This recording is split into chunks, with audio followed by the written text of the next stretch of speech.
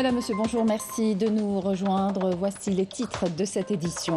À l'occasion de la célébration de la Journée du Savoir, le président de la République a adressé un message dans lequel il a affirmé qu'il était indispensable d'acquérir les sciences et les connaissances et de veiller à réunir toutes les conditions de réussite aux élèves et étudiants.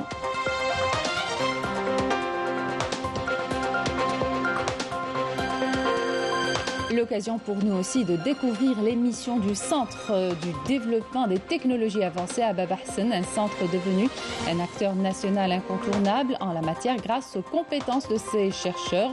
Nous vous proposerons de découvrir également l'École nationale supérieure d'intelligence artificielle de Sidi Abdallah. Autre secteur où les chercheurs algériens ont prouvé leur maîtrise, il s'agit de la technologie de l'industrie des drones, dont le taux d'intégration en Algérie a atteint les 60% avec la réalisation de 3 modèles de drones au centre de recherche en technologie industrielle de Bousmaïl.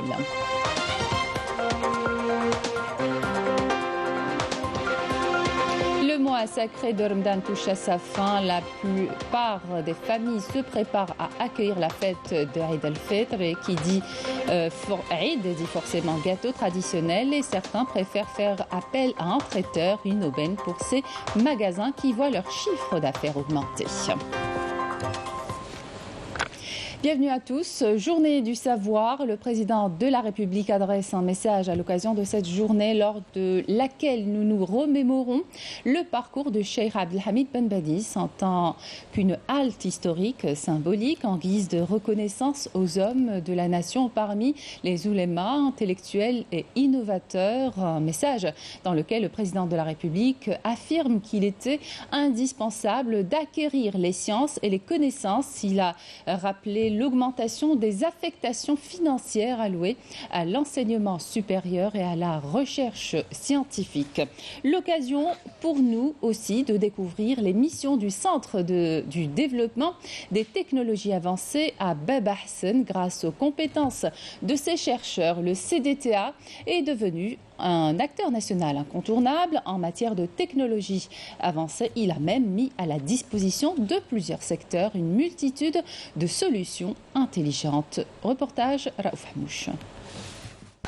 Au premier coup d'œil, c'est un casque de jeu vidéo. Sauf que cette étudiante en 3e année de médecine essaye pour la toute première fois ce qui pourrait être dans un avenir proche un outil médical. Cet appareil numérique confectionné par l'équipe spécialisée en réalité augmentée au Centre de recherche et technologie avancée est destiné à révolutionner la médecine en Algérie. Maintenant, les médecins souffrent d'un grand nombre d'étudiants. Dans des classes, les étudiants sont très nombreux, donc ils n'arrivent pas à donner l'information. Donc à travers cette réalité virtuelle, ils vont pouvoir un petit peu interagir et mieux comprendre le cours. C'est en fait un peu de pouvoir un petit peu regrouper des étudiants, notamment qui ne soient pas dans des classes parce que les classes sont surchargées, pouvoir mettre à leur disposition donc une application, ils vont pouvoir apprendre l'anatomie. C'est-à-dire au lieu de toujours travailler avec des livres ou des cadavres, qui est notamment un truc assez effrayant pour eux, on passe à la manipulation 3D, ce qui va permettre d'interagir avec eux en temps réel. Grâce aux compétences de ces chercheurs, le CDTA est devenu un acteur national incontournable en matière de technologie avancée. Le centre a mis à la disposition de plusieurs secteurs une multitude de solutions intelligentes, à l'image de ce robot destiné à ce qu'on appelle aujourd'hui l'industrie 4.0. L'équipe travaille depuis un long moment sur l'intégration de l'intelligence artificielle, sur l'intégration de la robotique industrielle, qui est un aspect très très important, la robotique mobile, et puis comment essayer de orchestrer tout ça au sein de nouvelles structures de production qu'on peut appeler aujourd'hui, le terme le plus connu, c'est Industrie 4.0. Dernier point CDTA, la fameuse salle blanche.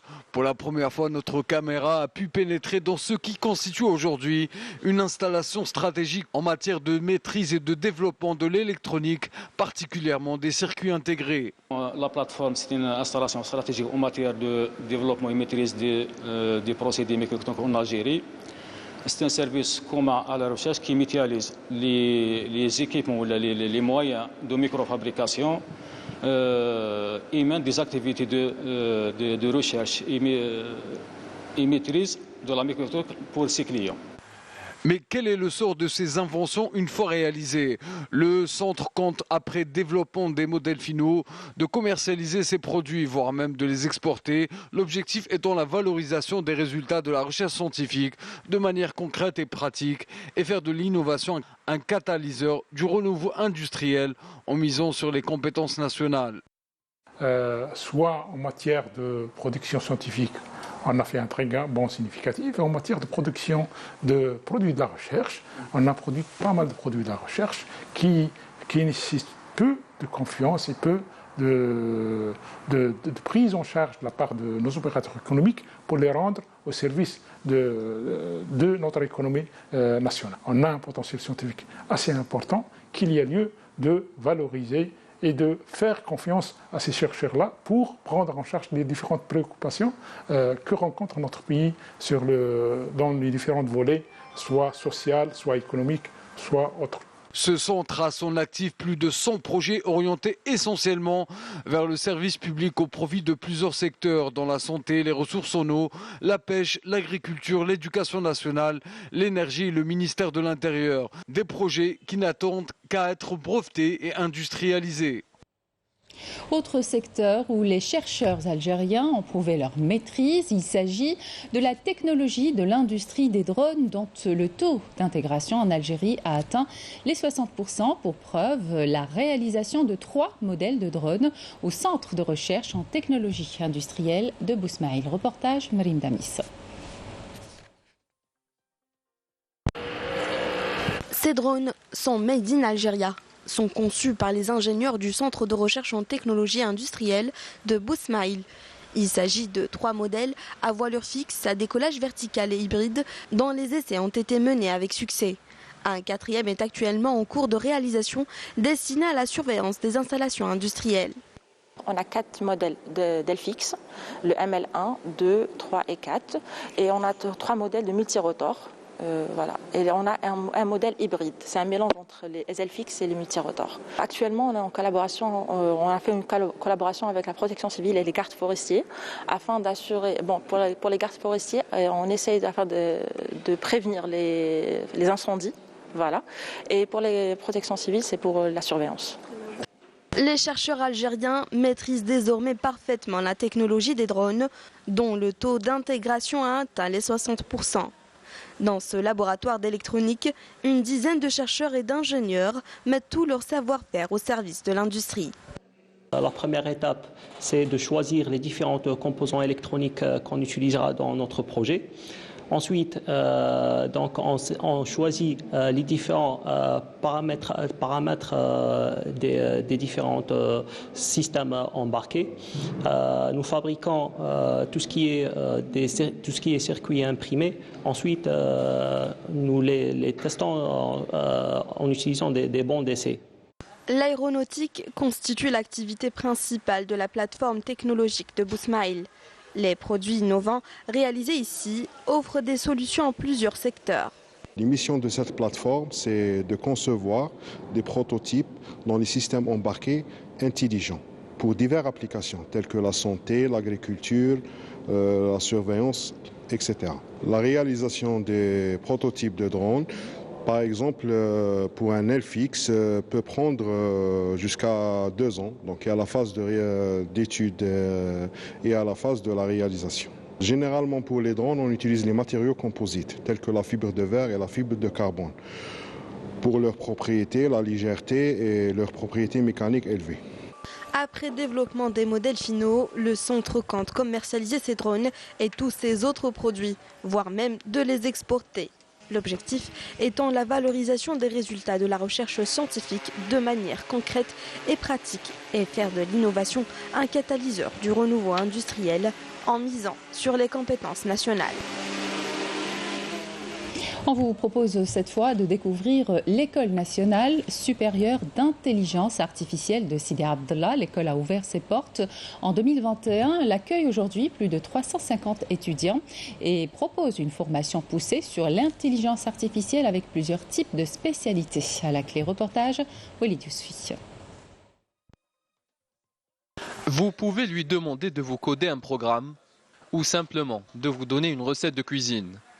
Cet outil a révolutionné le monde de l'intelligence artificielle, mais attention, c'est à consommer avec modération. En Europe, un Belge aurait mis fin à ses jours à la suite d'une conversation de 6 semaines sur la crise climatique avec un chatbot d'intelligence artificielle. Mais cette technologie, l'intelligence artificielle, n'est pas comme les autres. Elle est unique. C'est la première fois qu'elle prétend concurrencer l'intelligence humaine et même décider de tout ce qui concerne la production de la société sur le plan culturel, économique, etc. Cela est préoccupant parce qu'on ne contrôle pas le contenu. Qui fait le contenu? Pour quel objectif? Quelles sont les conditions de régulation pour respecter l'éthique et la dignité humaine? En Algérie, ce créneau intéresse de plus en plus de start-upers et de spécialistes de la tech.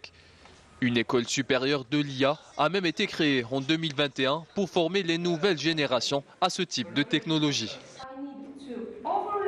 Bon, l'intelligence artificielle, généralement, a besoin de trois choses. D'abord, la ressource humaine, deux, la puissance de calcul, et trois, des données. En Algérie, alors heureusement que rapidement, les gens ont pensé à une stratégie nationale de l'intelligence artificielle qui a été faite déjà depuis quelques années. Maintenant, par rapport au niveau international, on essaye de rattraper un petit peu le retard. Et justement, un des buts de l'école, justement, c'est de faire de la recherche sur l'intelligence artificielle. En plus de la recherche, cette école supérieure propose des formations en intelligence artificielle très poussées au profit de ses 374 étudiants venus des 4 coins du pays. En ce qui concerne les spécialités ou ce qu'on fait, voilà, les types de formations, on a une formation principale qui s'appelle l'intelligence artificielle et les sciences de données, parce qu'il y a une relation étroite entre l'intelligence artificielle moderne, qui est basée sur les données, et les sciences de données. L'intelligence artificielle est une révolution technologique. La technologie est là pour assister l'être humain, la société, pour progresser, élever la condition humaine. Utilisée à bon escient, l'intelligence artificielle reste un acquis pour l'homme qui vient avec son lot de responsabilités et de défis. L'Algérie table désormais sur cela pour relever les nouveaux challenges imposés par le monde d'aujourd'hui. L'Algérie, en sa qualité d'actuel président du Conseil de la Ligue des États arabes au niveau du sommet, suit avec une grande inquiétude les développements de la situation dans la République du Soudan, pays frère, suite aux affrontements graves avec des armes lourdes survenues dans la capitale Khartoum entre les forces de l'armée et les forces de soutien rapide et aux pertes humaines et matérielles qui en résultent, considérant les relations de fraternité, les liens historiques qui unissent les deux pays et peuples frères. L'Algérie appelle toutes les parties soudanaises à cesser les combats et à faire prévaloir le dialogue pour surmonter les différends, aussi complexes soient-ils. L'Algérie appelle également tous les frères à privilégier l'intérêt suprême de la patrie au moment où la République du Soudan a plus que jamais besoin de la conjugaison des efforts de ses enfants pour mettre fin à la crise actuelle et réaliser les aspirations légitimes du peuple soudanais frère au recouvrement de sa sécurité, sa stabilité et à l'édification d'un État démocratique et moderne. Et suite au développement que connaît la capitale soudanaise, le ministère des Affaires étrangères et de la communauté nationale à l'étranger, en coordination avec l'ambassade d'Algérie à Khartoum, indique suivre de près la situation des membres de la communauté algérienne installée dans ce pays frère et rassure qu'aucun incident n'a été rapporté en ce qui concerne nos ressortissants. Le ministère invite la communauté à continuer à observer les consignes de sécurité et de prudence et de maintenir un contact permanent avec l'ambassade d'Algérie à travers le numéro qui s'affiche sur votre écran. Le président de la Commission de l'Union africaine, Moussa Faki Mohamed, a appelé ce matin un cessez-le-feu au Soudan, où les combats entre l'armée soudanaise et les forces de soutien rapide ont fait au moins 56 morts et 600 blessés, notamment dans la capitale Khartoum. Selon des médias sur place, les fenêtres ont tremblé et les immeubles ont été secoués dans de nombreux quartiers de Khartoum pendant les affrontements hier, et des explosions ont été entendues tôt ce matin. Les forces de soutien rapide ont déclaré contrôler la résidence présidentielle, l'aéroport de Khartoum et d'autres infrastructures clés. L'armée dément la prise de l'aéroport, mais rassure que les FSR y ont incendié des avions civils, dont un de la Saudi Airlines, ce que la compagnie a confirmé. Les forces de l'occupation sioniste ont de nouveau pris d'assaut hier la mosquée Al-Aqsa dans la ville sainte d'Al-Quds occupée, qu'ils ont profané et enlevé les drapeaux de Palestine installés sur l'une des portes de dôme de rocher à Al-Quds Est. Des bateaux de pêche palestiniens ont également été ciblés hier par les tirs de la marine de l'occupation sioniste au large de la bande de Gaza. Un nouveau rapport du comité de l'ONU pour la protection des droits des travailleurs migrants a épinglé le Maroc pour les traitements discriminatoires réservés aux migrants, tels que les arrestations, expulsions et destructions de biens privés et de nourriture. Le comité a exhorté le Maroc à prendre des mesures immédiates pour lutter contre la stigmatisation sociale et raciale des travailleurs migrants, et s'est dit aussi gravement préoccupé par la tragédie du 24 juin 2022 ayant conduit à la mort de dizaines de migrants d'origine subsaharienne à la suite des actions des forces de sécurité marocaines. Classé au 4e rang mondial, le Maroc totalise 13 000 entreprises en faillite en 2023, un chiffre qui en dit long sur la crise économique que traverse le pays, où la pauvreté a atteint des proportions catastrophiques, augurant une explosion sociale dans un avenir très proche. Selon Alliance Internationale, le Maroc a réalisé un record historique en matière de banqueroute des entreprises, devançant la Pologne, l'Espagne et la Hongrie. Retour en Algérie foot avec le tirage au sort des 8e et des quarts de finale de la Coupe d'Algérie senior messieurs, qui aura lieu ce soir au cercle militaire de Bnimsous.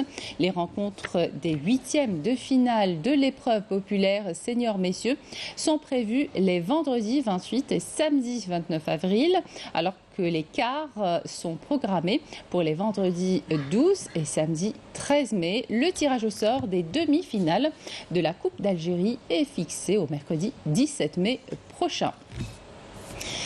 Dans l'actualité également, la finale du concours national de récitation du Saint-Coran et de célébration du patrimoine islamique. 15 participants pour chaque catégorie sont arrivés à la finale de cette 3e édition. Les noms des 3 premiers lauréats de chaque catégorie seront annoncés lors de la cérémonie qui sera organisée à l'occasion de Laylat al-Qadr, la nuit du destin.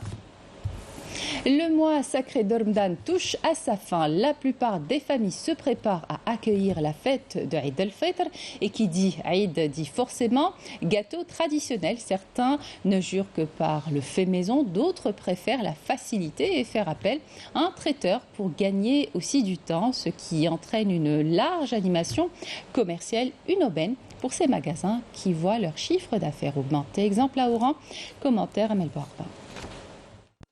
À quelques jours de la fête de Eid al-Fitr, les familles algériennes s'affairent pour préparer les gâteaux comme le veut la tradition. Ici, les commerces sont pris d'assaut pour l'achat des ustensiles et ingrédients servant à confectionner les différentes variétés de gâteaux traditionnels. On trouve de tout, cela donne vraiment envie de confectionner toutes sortes de gâteaux et perpétuer les traditions. Pas question d'acheter les gâteaux durant la fête de l'Aïd, nous les confectionnons nous-mêmes.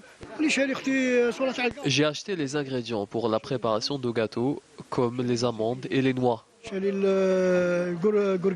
Il y a une importante influence sur les ingrédients servant à la préparation de gâteaux. Tout est disponible. Il y a une grande quantité et variété de produits à des prix concurrentiels. Même si de nombreuses femmes préparent comme le veut la tradition les gâteaux à la maison, d'autres en revanche préfèrent gagner du temps et acheter directement auprès des traiteurs. Nous avons beaucoup de commandes. Nous avons déjà préparé une grande quantité de gâteaux. Je suis une femme au foyer, mais je préfère acheter chez cette artisane. Elle fait de bons gâteaux. Nous avons une clientèle variée. Ces derniers jours de Ramadan, le travail s'intensifie. Nous commençons vers 8 h du matin jusqu'à 16 h et nous reprenons après la prière de l'Isha jusqu'à minuit. Les commerces et les professionnels de la gourmandise redoublent d'efforts pour répondre aux commandes croissantes. Mais la confection de gâteaux reste avant tout un plaisir pour célébrer dans la joie et la douceur l'avènement de la fête de l'Aïd. Et c'est la fin de cette édition. Merci de votre attention. Tout de suite, les prévisions météo avec Emel Laribi. Excellente suite de programme sur Canal Algérie.